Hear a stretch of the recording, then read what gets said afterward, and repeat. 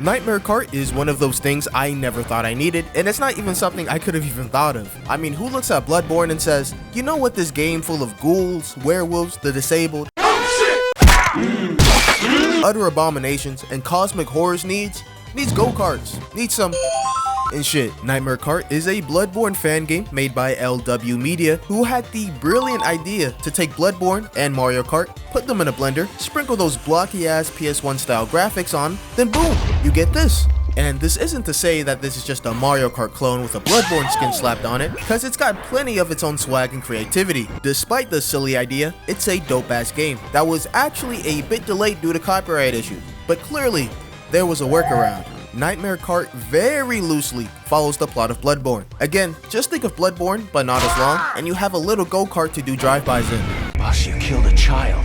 Amazing. Mission complete. That right there is why you're the best, boss. Along with some fake-ass names for the NPCs and some other shit, like Father Gascoigne? Nigga, no, that's Father Gregory. Shadows of Yarnum?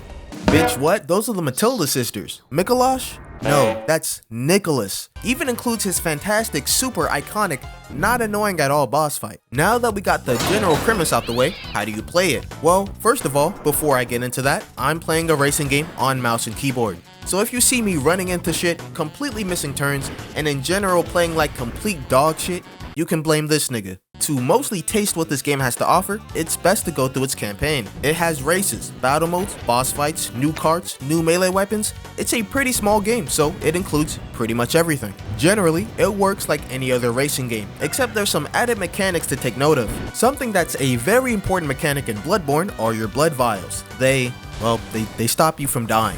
But in Nightmare Kart, they go by ether vials, and instead of healing you, they give you a boost. Take note that you only have a limited amount, but hey, that's no problem, because we can gain some back by drifting and doing sick tricks in the air. Now, the boost may not seem to do a lot, but consider this. You see this red bar up here? That's your health bar. So you know what that means? You can die. Of course, you can respawn and get back in the race, but doing so without any assistance can be hard. Bruh.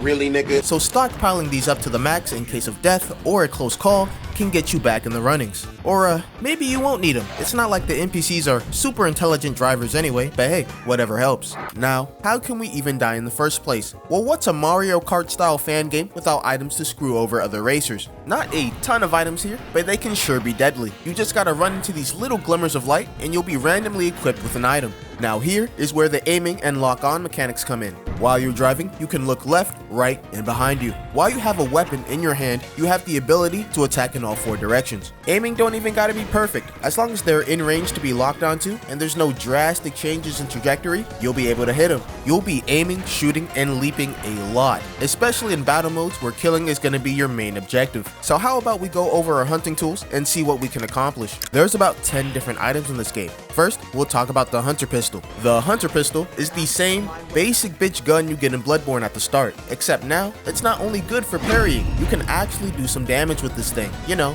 how a gun should work. The lever action shotgun functions the same way, but it has a shorter range and higher damage. The melee weapons can vary in stats, but fundamentally, they all do the same thing. Once you use it, you lunge in the direction you're facing to hit an enemy or just to get ahead, cause this is a big ass leap, look at that. The chipper chain wheels are exactly how they sound. Your wheels are practically chainsaws now. Too bad I didn't get to use them. Health transfusers, the real blood vials of this game. They just get your health back, nothing of note really.